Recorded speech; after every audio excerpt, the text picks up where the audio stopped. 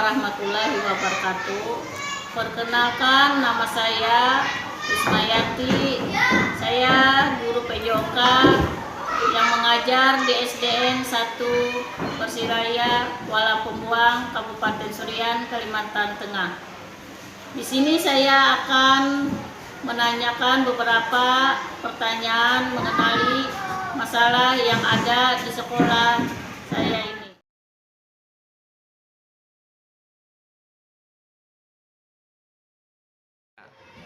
Selamat pagi Bu. Di sini saya akan menanyakan masalah-masalah yang berhubungan dengan sekolah kami ini, yaitu mengapa motivasi belajar peserta didik atau siswa sangat rendah, sehingga peserta didik malas atau tidak bersemangat dalam belajar di sekolah. Kami ingin Ibu menjelaskan apa-apa saja yang menyebabkan siswa tersebut tidak bersemangat dalam mengikuti pelajaran di sekolah. Bisa Bu, Ibu menjelaskan? Bisa. Terima kasih atas kesempatan yang Ibu berikan kepada saya. Di sini kan Ibu tadi menanyakan tentang mengapa motivasi anak didik ini lemah. Nah, di sini kita ada beberapa kriteria Bu. Dari seorang pendidik sendiri sebagai seorang guru, siswanya itu, dan sebagai orang tua. Nah, sebagai guru itu memang sebaiknya si guru itu harus sebagai motivator. Maksudnya di sini adalah guru itu bisa memberikan yang terbaik untuk murid-muridnya. Contohnya dari segi pembelajaran, si guru itu harus memperhatikan muridnya. Bukan berarti perhatian di sini tidak terlihat dari segi nilainya, tapi di sini guru juga bisa memberikan apa sebabnya anak tersebut lemah dalam hal pembelajaran yang Ibu berikan. Nah, kemudian dari segi siswanya itu sendiri ada motivasinya Bu. Di situ motivasi yang kita berikan dari siswa tersebut antara lain itu adalah kita harus memberikan si anak itu, ayo belajar, pokoknya ayo belajar. Kalian itu bukan hanya bisa belajar, kita bukan dilihat dari segi nilai, tapi kita lihat dari segi, misalnya kita lihat kelebihan seseorang itu bukan dilihat dari nilainya ya Bu, bisa juga dari segi sikap, beri pekertinya, atau apalah yang bersikap positif. Nah, kemudian dari motivasi itu juga bisa dilihat dari lemahnya, itu bisa juga dilihat dari orang tuanya. Kenapa? Orang tuanya di sini juga berperan penting atas pola asuh anaknya. Orang tuanya di sini biasanya itu mereka membiarkan pembelajaran itu seolah-olah anaknya itu diserahkan sepenuhnya terhadap gurunya. Padahal orang tua itu merupakan guru yang pertama dan utama dari si anak itu sendiri. Di sini kami ingin menanyakan lagi faktor apa saja yang mempengaruhi siswa tersebut sehingga siswa-siswa itu tidak bersemangat dalam menjalani atau mengikuti pelajaran. Bisa Ibu jelaskan faktor yang mempengaruhi siswa tersebut apa saja? Kami persilakan Ibu untuk menjawabnya. Ya, di sini kita sedikit berikan sedikit ya Bu ya, faktornya itu. Nah, faktor yang kita sorot di sini adalah faktor dari orang tuanya. Kurangnya pola asuh orang tua terhadap anaknya itu. Nah, anak itu seharusnya kita didik dan kita perhatikan, bukan tadi yang seperti saya jelaskan dari awal, bukan diserahkan 100% terhadap gurunya aja. Kita sebagai orang tuanya juga harus memperhatikan anak kita itu. Nah, si anak itu biasanya kalau ada masalah yang dia alami, dia biasanya tidak mau melihat langsung ke orang tuanya. Makanya si anak itu biasanya buatlah si anak itu senyaman mungkin, sebaik mungkin bagaimana berkomunikasi lah, komunikasi antara orang tua dan anak, komunikasi antara guru dan siswa. Itu memang ada hal-hal tertentu yang harus kita lakukan.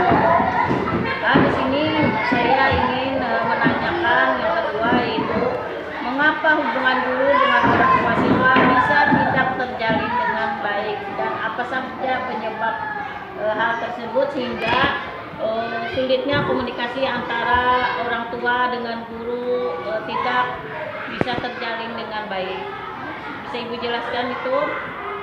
Eh, Ibu tadi kan memberikan pemaparan tentang orang tua ya, mengapa hubungan antara guru dan orang tua siswa orang tua bisa siswa itu tidak tidak terjalin terjalin. dengan baik. Nah, salah satunya itu adalah komunikasi, Bu. Seharusnya komunikasi antara guru dan orang tua itu harus ada terjalin. Sekarang ini kan zaman canggih, Bu. Kenapa tidak kita buat WA atau grup antara orang tua dan guru tadi? Itu adalah salah satu alternatif supaya antara hubungan komunikasi antara orang tua dengan guru siswa ini bisa berjalan. Faktor apa saja yang bisa mempengaruhi hubungan orang tua dengan guru itu tidak berjalan dengan baik? Itu apa saja yang dapat mempengaruhi antara orang tua dengan guru tersebut? Bisa Ibu jelaskan?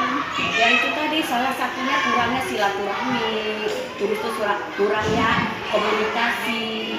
Itu adalah merupakan salah satu faktor sehingga antara guru dan orang tua itu tidak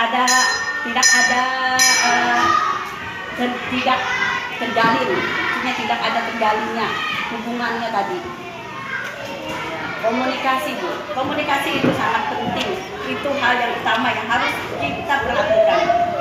Saya akan menanyakan mengapa hubungan guru dengan orang tua siswa bisa tidak terjalin dengan baik, sehingga apa saja yang mempengaruhi orang tua dengan guru di sekolah kurangnya berkomunikasi dengan baik.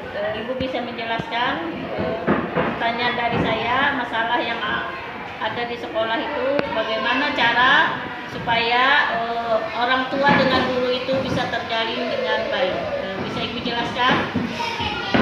Di sini saya sedikit memberikan masukan ya Bu, masukan bagaimana caranya hubungan guru dengan orang tua itu supaya terjalin. Nah, ada beberapa hal yang harus kita lakukan. Yang pertama itu adalah kita harus memperkenalkan anak kita dengan gurunya. Nah, terus mendatangi pertemuan antara orang tua dan guru. Pertemuan di sini bisa kita lakukan beberapa kali ya Bu. Supaya apa? Supaya terjalinlah silaturahmi antara guru dan orang tua. Nah, itu yang harus kita lakukan Bu. Kemudian komunikasi Bu. Komunikasi juga penting. Komunikasi di sini juga merupakan salah satu Bu, supaya hubungan antara guru dan orang tua ini bisa terjalin dengan baik, yaitu seperti hal sekarang Bu, komunikasi yang kita lakukan selain pertemuan secara langsung tatap muka, kita juga bisa membuat WA atau grup Bu, grup di sekolah antara orang tua dengan orang tua murid dengan gurunya. Jadi di situ Ibu bisa menjelaskan, oh si anak A itu bermasalahnya. Kenapa si A ini bermasalah? Ibu bisa ditanyakan terhadap orang tuanya.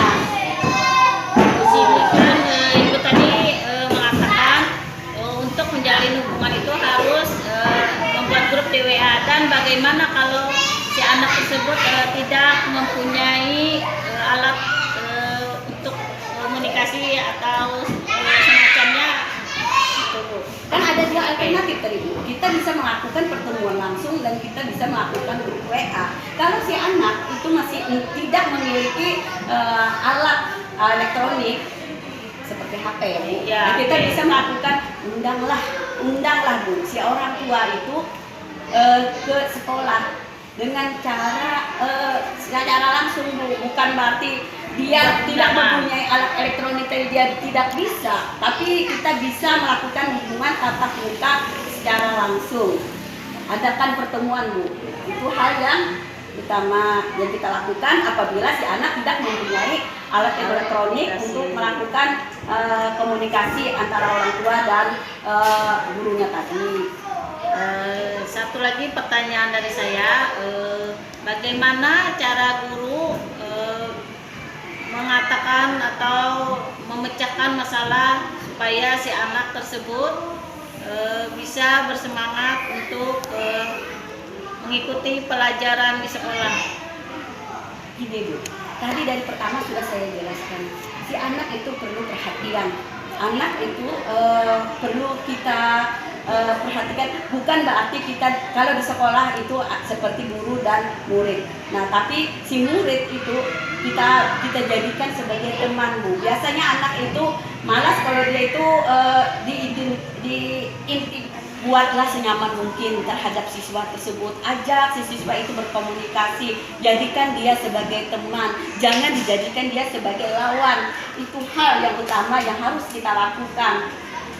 Nah, di sini kan peserta didik atau siswa itu kan bisa membedakan yang mana guru yang disukai, yang mana guru tidak disukai, dan bagaimana supaya anak tersebut menyukai dalam pembelajaran yang diajarkan oleh guru tersebut. Bisa Ibu jelaskan? Banyak hal yang harus kita lakukan sebagai seorang guru ya Bu ya. Biasanya kalau si anak itu suka terhadap gurunya, itu dia itu merasa nyaman Bu, merasa nyaman dan merasa diperhatikan.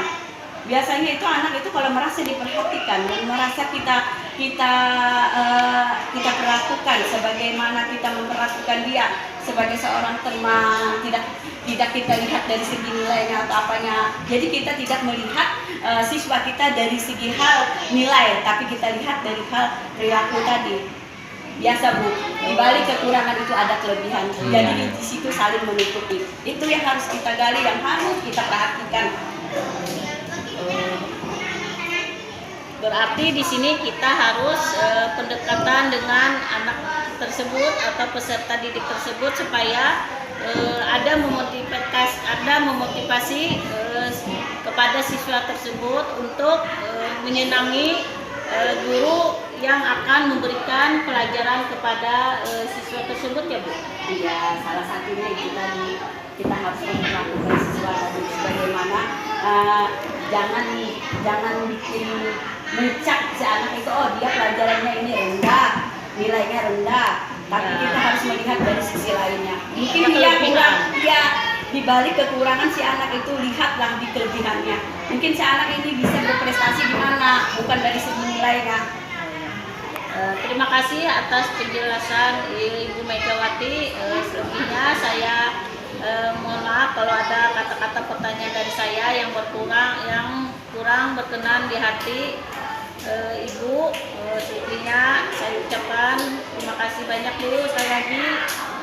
Saya akhiri dengan wassalamualaikum warahmatullahi wabarakatuh. Waalaikumsalam warahmatullahi wabarakatuh.